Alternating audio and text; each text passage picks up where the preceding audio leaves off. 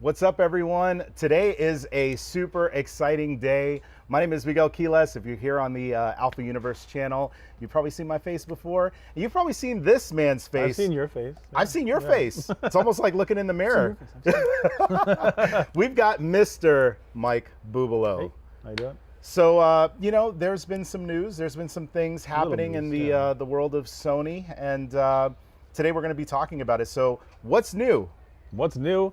There's a lot new. Today we're at Condo 2024, and we just unveiled the new 85mm 1.4 G Master version 2. It's a mouthful. We'll just call it the 85 version 2 because everything about this lens is updated. Everything about this lens is new. It's been 8 years since we introduced the original 85, so it's time that we introduce the new 85. I mean, so much so that every time I see this guy, he asks me, "Where's the new 85? Where's the new 85?" I'm like, so now when I see him, I turn around and walk away. Yeah. So, but now you won't have to. We can just talk about the new 85, and you can shoot the new 85, and it's awesome. See, now you're giving all the behind-the-scenes baseball here, but it is true. Like, this is a lens that I personally, as a portrait photographer, have been waiting for a very long time, and it's only because the G Master line has gotten so good in recent years. The 35 F1.4 G Master, the 24, I think, is really, at least from my memory, what started it all.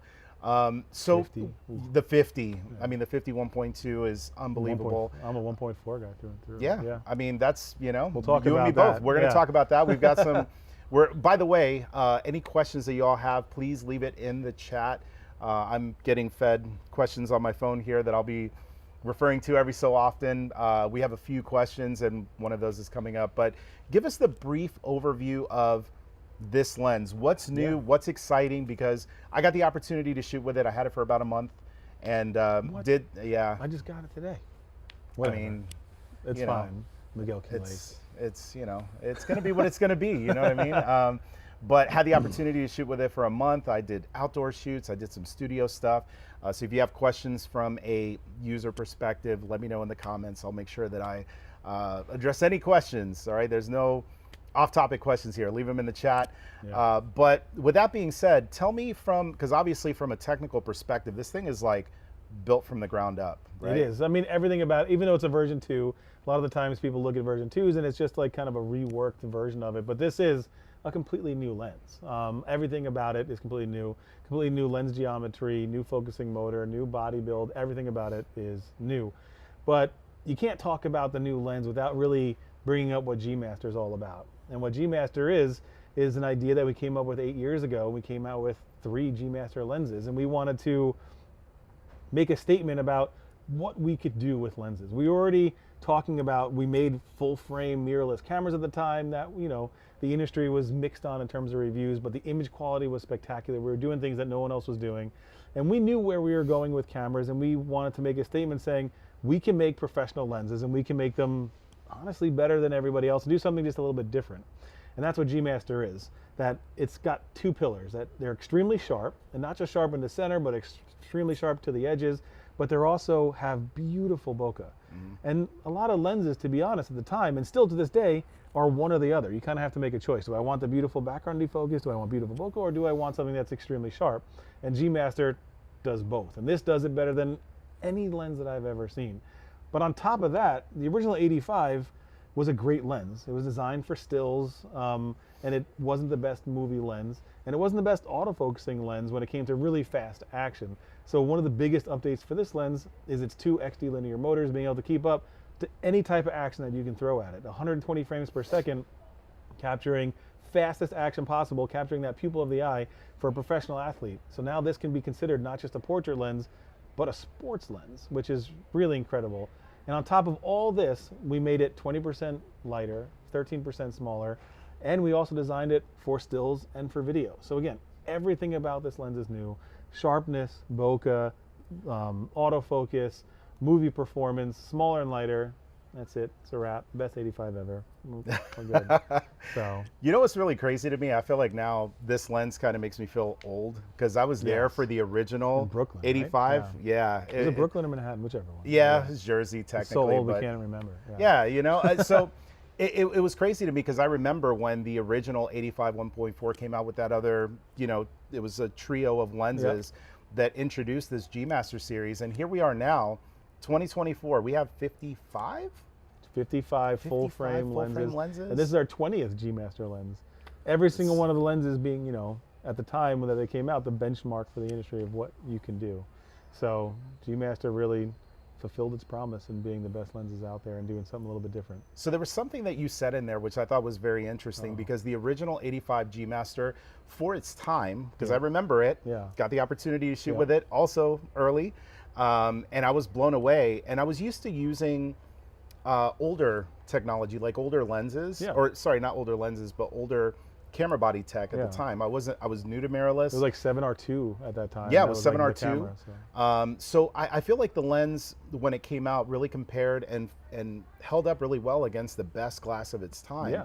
Now, G Master has kind of spread its wings. We're seeing just amazing stuff. And one of the things that you mentioned were those motors. Yep. So talk to me a little bit about the differences, because I talk about it all the time, but I feel like I'm just ringing on deaf ears, and you're the man when it comes to this stuff. So talk to me a little bit about the tech, not just between the version 1 and the version 2, but version 2 versus the competition in terms of that the motor tech. I mean, that's one of the biggest advancements in lenses over the past decade or so is focusing motors, because as we have mirrorless now, we have the need to be able to shoot video and stills faster.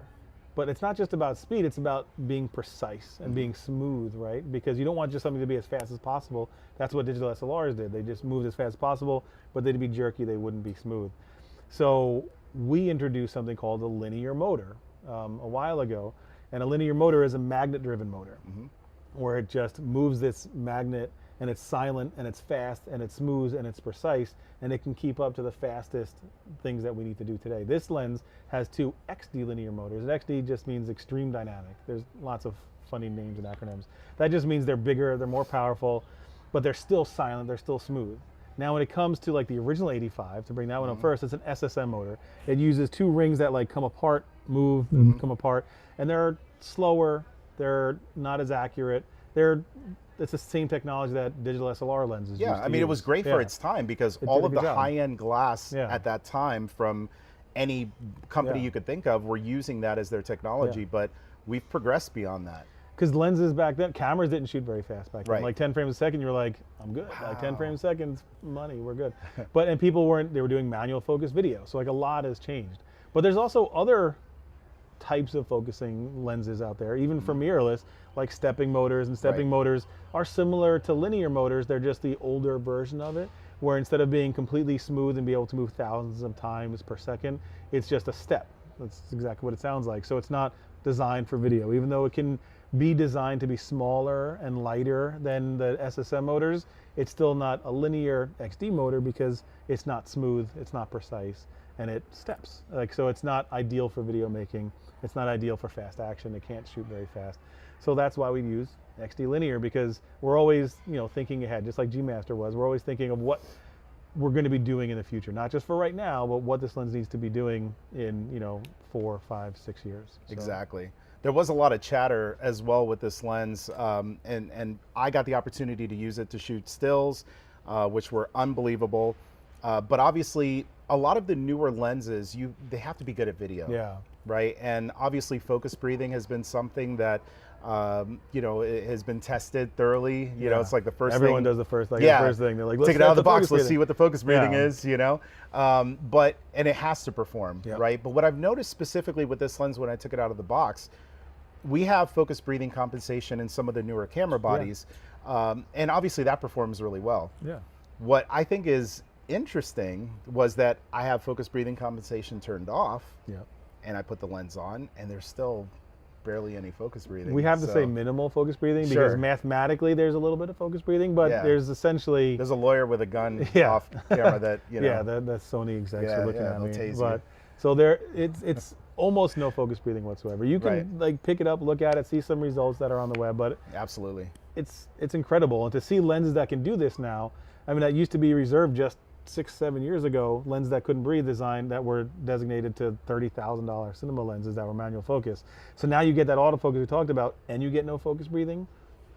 That's why we're talking about this lens not just on the 7R5, but like even our premiere video for this lens is on like a Burano. because Yeah. you can do high-end productions with autofocus. I know that sounds faux pas that, you know, cinematography and film can be shot with autofocus, but try it. You should try it because it works, and it works really well. And you can do focus breathing, and it's a beautiful thing. So Yeah, it's definitely one of those things that I was happy to see. Yeah. That not only is this lens catering to the portrait crowd, the wedding photographers that are out there, the portrait photographers like myself, but also for the video crowd, that they're getting a lens that performs on some of the newer camera Yeah. bodies with all of the cool video features Yeah. that are out there. So I'm kind of I'm going to play kind of devil's advocate here Yeah. for a minute, because I'm sure I'm going to look at the chat here momentarily, but I'm sure someone's going to ask, why not F1.2? Yeah. And I know when I saw it, I was happy as can be, because I love the original 85-1.4, and to see it updated with all of the new kind of modern G Master updates, for me, I was like, here's my money. Yeah. But I know that there's still people out there who have asked, like, well, is it going to be an F1.2? Of course. You know, talk about that a little bit. Why not F1.2? It's a natural question. I had the same question, right? Before, like, I was always wondering if it's going to be a 1.2 or 1.4, because as we know, the competitors make 1.2s. They don't make 1.4s. But we survey tons of professional photographers. You're always talking to professional photographers. At Condo, we talk to people. Online, we talk to people. All the time, we're talking to thousands and thousands of creators. And from the consensus that we get is that people would rather have a perfect 1.4. Right. Because when you go to 1.2, they tend to be, well, not tend to be, they are double the price, double the weight. They don't focus the way that you need them to be, so they're not designed for video. So now you have something that's twice the size, twice the weight, twice the price, and they aren't designed for video. They don't autofocus the way that this can do. So we made the decision to make the ultimate 1.4 as opposed to trying to go into 1.2. And the bigger statement is that now we have an entire lineup, like you said, of 1.4s. Right. So you can throw that 24, 35, 50, and 85 into your bag, and you have something for every single need, whether it's for video or for stills, and that 1.4 lineup is really important, where, again, we have 55 full-frame lenses, right? So we have far and away the largest lineup. So we can have 1.4, and we can also have the 1.8s, and we can also make room for, like, you know, other lenses in the future. Sure. But I think the 1.4 is really that perfect sweet spot for a lot of creation that people are doing. So instead of trying to make those compromises for 1.2, make that perfect 1.4, buddy. And then we'll go and think about something else. I mean, we kind of saw it with the 50 millimeter. Yeah. You know, we have an F1.2, we have an F1.4, and when you kind of put them up against each other, you know, it's actually kind of surprising to see, like, you don't really notice that big of a difference between F1.2 and F1.4. For some people who are purists, you know, this is what they want. When you look at, and not to tout this lens's horn, but I have to because it's amazing. Yeah, when you look at the bokeh on this lens at 1.4, I'll be honest, when you compare it to 1.2 from the other lenses, it looks almost softer because of just how it regulates and how it makes that background defocus. Now it just falls off and makes it really smooth. Where those other lenses, they have, like, I like to call sharp bokeh, where you can see the definition around, you know, highlights and things like that, where this just simply just falls off. It's really beautiful, where I kind of prefer the 1.4 even over a 1.2, and I get all the advantages of this 1.4. I mean, I'm going to do you even one better. I had the opportunity to shoot with this thing. I was outside, golden hour. I'll see if I can post these photos a little bit later, but you know, backlit situations sometimes with lenses could be a little bit tricky. Not in terms of getting them sharp and in focus, but certain things ruining the photos. So I've had other lenses that I've used where I've shot backlit, and if you're taking a portrait of a person, you get terrible chromatic aberration, which for somebody who's not like a photography purist, you might see it in your photo and not even think about it. But it's basically like a purple outline over, fringe. You know, like the hair or clothing or whatever it might be. I was shocked when I shot this thing backlit, took a portrait. The bokeh was unbelievable. Not this thing. Not the this one. 85 was unbelievable. Like backlit, no chromatic aberration to be seen anywhere. Because that ruins it. Like, I know a lot of software can get rid of chromatic aberration, No, but there's some I've had chromatic some where aberration you can't get rid of it, and it ruins I mean, the there was photo, some. I'm specifically thinking of a photograph right now in my head that I took where it was stunning. I mean, it was a beautiful photo. And as I started to retouch and do my editing and my coloring, I'm like, man, this something is off with this photograph. And I zoom in, I pixel peep, and then I see this horrible purple fringing in the photo. And so I'm thinking, okay, well, Lightroom could correct for that. Let me go to purple fringing and get rid of it. And it's still there. Yeah, and then so I got to do a second pass and a third pass. And finally, it was like, you could see that there was something done to this photograph to try to cover something up. Here it is, straight out of camera, raw shot, beautiful. Yeah, I'm glad you brought that up, because that's something that we don't talk about enough, because the original, even our original 85, to your point, like with certain situations, with like reflections in the background for really reflective objects, you get some purple fringing. Those were a little bit easier to get rid of because it was not the Loca, but this one completely eliminates. And the coating on this is different as well. This is a nano AR2 coating, right? So it does just a really good job. That and the new lens, just system that we have, and the formula that we have just helps. I've actually noticed that with the new the Nano AR2 coating. Obviously, the newer G Master glass all has that. And again, in those like tricky lighting situations, it's very cool to see there's no flaring. Yeah. Like there's no ghosting. There's no chromatic aberration. There's nothing that would ruin a well taken photograph.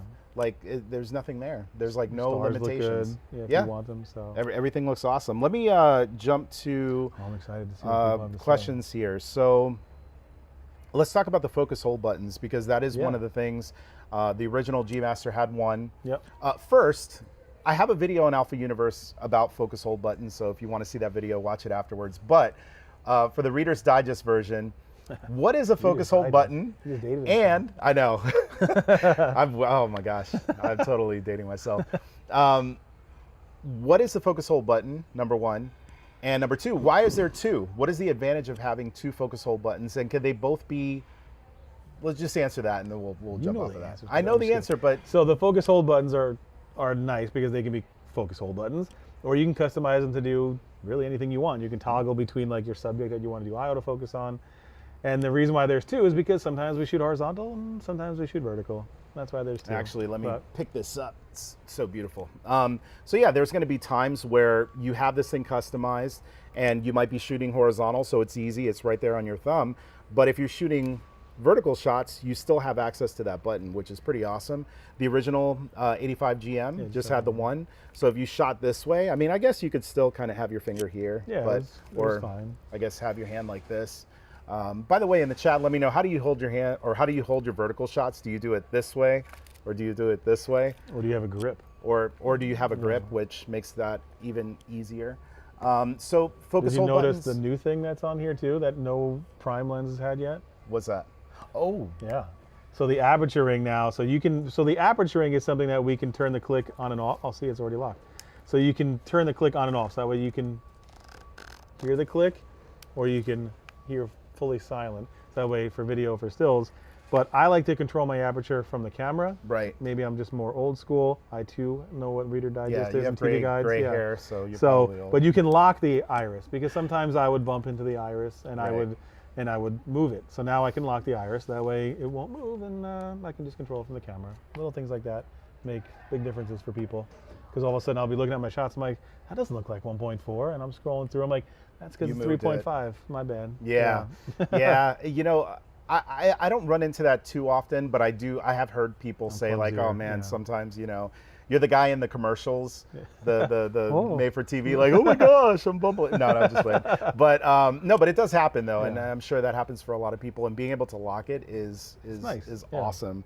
Let's see what other questions we have. So one of the other things, and you mentioned this during the launch, talking about the XA elements. And, you know, I feel like this is one of those things where oftentimes consumers are looking at a lens and they're just looking at the number. They'll see it's, okay, well, here's an 85, here's an 85, this one costs X, this one costs X. And usually whatever's 1.4, it's the same thing. Yeah, it's the same thing, right? But the reality is that the proof is in the pudding, right? There's always a different, there's something that separates it. And one of the things that separates this lens from a lot of other lenses on the market is that extreme spherical element. Yeah. Super nerdy. Again, but you got glasses on, I don't, so I'm going to let you explain what is an XA, I know. What is an XA element and why is that such a big deal? So one of the things that to talk about the origins of G Master a little bit, was we created a whole new manufacturing plant to be able to create a new way of molding lenses. So an XA element is our new molded lens. So it's got down to 1/100th of a micron surface precision, which sounds very nerdy, but it means it's a big deal because nothing else in the industry comes anywhere close to that. And because the surface is so precise, it gives us the ability to have that beautiful background defocus, that beautiful bokeh. It gives the ability to have sharpness and bokeh. It does so much for us. On top of that, it also gives the ability to plan lenses in software before we produce them, but that's a whole nother story. So the XA element is really kind of that secret sauce to the lens, I guess, that gives us that gorgeous bokeh that's perfectly round, no onion ring, really smooth. You don't have any edges on your out of focus elements. And that's what makes G Master special. Right. And that's what makes this lens so special, because we have 2 of those XA elements and we also have 2 ED elements, and it just what makes this lens like really special. And when you look at the images that this lens produces, it does make this lens special. And there's a clear difference between this lens and other 85s that are out there. So yeah, there's no doubt about it. And I think that's one of the things that probably should be talked about more, is kind of what goes into making a lens. Yeah. We talked about the motors, we talked about the XA elements that are in this thing. All of these different things, when you're actually taking your photographs, you will notice a difference. Yeah. If you know that it's in there, right, you're going to notice a difference, especially in those kind of trickier environments, those trickier shooting situations. Listen, I need all the tech. I need all the microns. I need all of everything that I can. It makes a difference. It makes a huge difference. If you want the best lens, then there's literally there's one choice. Like, sure. Just go get it. And you know what? Now, if you want a little bit of a compromise, you still want to get something that's very good. Yeah. You have the first version. The original 85 is going to stick around because Yeah.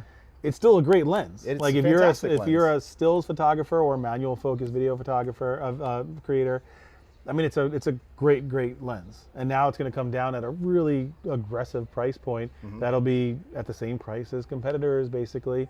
And it's another option. That's what's Right. good about having 55 lenses, right? Because we Yep. have something for everyone, for every budget. But if you like that way, if you want the absolute best in the industry, you have an option. If you want something that, does have a compromise because it's, 6 years old or 8 years old, we have something as well, but it's still beautiful and it's still very good.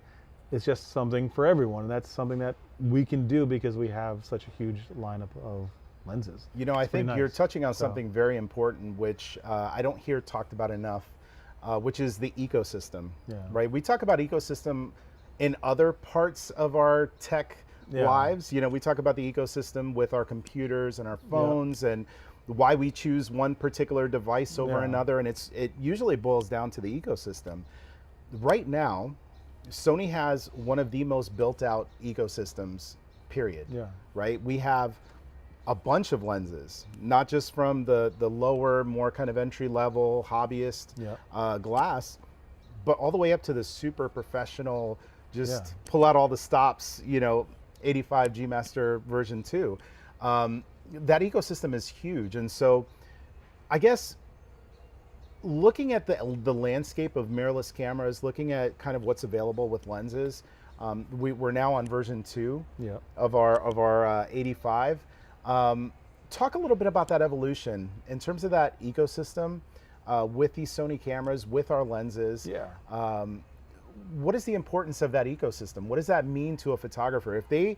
There's like, I talk to a lot of people that are still shooting DSLR and they're looking at a mirrorless option.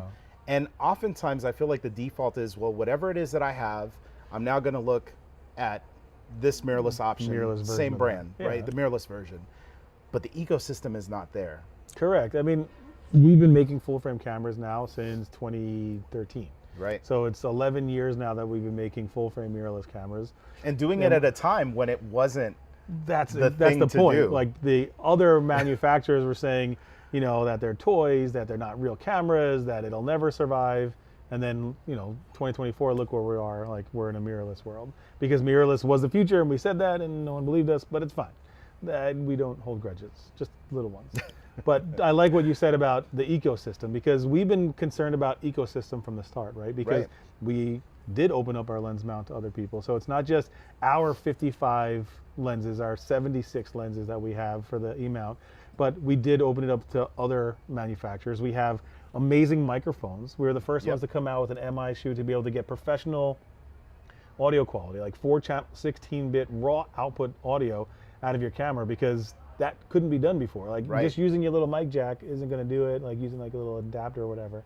But, and then on top of that, we have everything up to a Burano, we have up to a Venice, we have flash system, a wireless flash system, and it goes way above and beyond that now, because these are little computers. So now Yep. we have all of our software and our apps that are far and away the easiest to use and the most robust system that we have to use. We even have our FTP P1, which can be live streamed directly from our one device directly to the web. You can live stream right now. We're not doing it right now, but we could have been live streaming right now from anywhere in the world if you have a signal to be able to use for our cameras. And that ecosystem is massive. It's huge. It makes a difference, because anything that you think that you can need in the future, we have a solution for, Right. or we've worked with third parties to create a solution for, and we're the biggest digital imaging company in the world in terms of the broad, from professional down to consumer.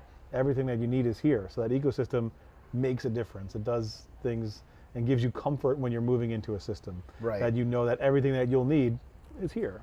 So You know, it's interesting too. One component of this ecosystem that I feel like people who are in our space know, like people who shoot Sony know, Yeah. but people on the outside don't know, is the community aspect of that ecosystem. When you come into shooting with these devices, shooting with these lenses, you're not left to your own, you know, you're not on an Yeah. island by yourself. There's an entire community of Sony photographers that are out there. And not only that, but Sony themselves do events. Oh, yeah. We are, you know, Pro Sony support. is so, yeah, pro support. Like they're so we have involved. the best pro support, the best professional support network of anybody. Absolutely. Pro support, if you need help, you reach out to Sony, you'll get a pro support person on the line. They'll be able to And it's real help people. You. It's real people. Yeah. We have a team of real people across the country that we care about the professional, we care about the creator. We make, and to your point with the ecosystem and how we make cameras, we don't just make a camera and be like, we'll just figure out who it's for. Sure. We create a camera for a specific user. Like there's Right. someone, we know that there's a need for this, and we create a camera. In comes the 7S. Right. We need someone like here comes the 7C. We create a camera for a specific user, and those users are supported with our, I think we have the best pro support network out of anybody out there. So if you need help, there's pro support, there's Alpha Universe, Yep. there's the the artisans, there's our giant community of photographers that are out there shooting with Sony that love Sony, that are willing to help people shoot Sony. We have events like Condo and Creative Space and Camera Camp that is just unlike anything else that's out there. And we're all willing to help each other. I know a lot of people like say, well, why would you talk to this person when they're your competitor? Because we're all creators, man. Right. Like, and we just want to all take beautiful images and take beautiful imagery. And that's what we're here to do. And we have the tools to do it. But the tools Absolutely. are secondary to us using it and to the creators using it. So I'm curious, and I'm sure there's going to be other people that are curious with this lens. When is this going to be available? Because I know for me, I got the chance to use it, Yeah, and you then I had already to had send yours, it. so- No. Then I had to put it You in a had to send it box and back? send it back, which you know, I tried every trick in the book. I get to keep I'm mine like, now, so. you know, I went there, they were closed.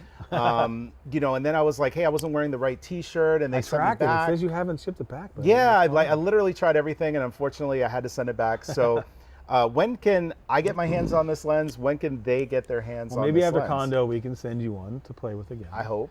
But it will be available end of September, so that way it's going to be pretty quick turnaround time. Yeah. So August, September 27th, I believe. Don't hold me to that, but end of September. Hold them sounds to better. that. Yeah, no, please. So, but it's going to be pretty quick, so we don't have to wait a long time to be able to get it. So in about a month, you'll be able to get your hands on an 85 GM version 2. Awesome. FE 85 millimeter F1.4 GM version 2. That's a mouthful, but it's a mouthful for an amazing, amazing lens. So hopefully y'all got something great out of this. Let us know in the comments. I personally will be going back through the comments. I'll read through any questions that y'all have. Make sure you check out my videos here at Alpha Universe that I made on this lens as well. Again, I had the opportunity to do several shoots with it, Images gave are my so good. feedback. Thank you, Yeah. thank you. Had great subjects to shoot with it, put it into different environments, different situations, You shoot me. and there's Let's do more a to shoot, come. dude. You can shoot me. I need a headshot. Dude, done deal. Perfect. Done deal. Yeah. It's going to be easy. I wish there was not so much cloud cover so that, No, you know, it's good. It's nice, but soft light. We're good. yeah, we're going to make it happen. So appreciate y'all being here on the stream. I hope you all enjoyed it. Make sure that you get your pre-orders in when the pre-orders open up for this lens, because I can tell you right now, I don't know how it works out. I don't know how Tomorrow many at of these 9 things they're a.m. building. West Coast, yeah. Tomorrow, all right, there you go. That's the other next very important date. Get your pre-orders in, because I'm telling you right now, you don't want to be one of the ones that's waiting for a very long period of A time. lot of people are going to want this lens. Yeah, I'm already going to put in 2, so you're already -2 down. Nice. So make sure you get your pre-orders This is in. mine, so. Yeah, and that's his. So you know what I'm saying? He's Before going to he- walk off. before, yeah. He's going to walk While off he's with busy, it. I'll take it back so I don't see it walk away. But listen, thank you all for joining us for this amazing live stream, and we will see you next time. We're here at Sony Condo, so we're going to go have some fun. We hope you have an awesome day. See you next time. Thank you.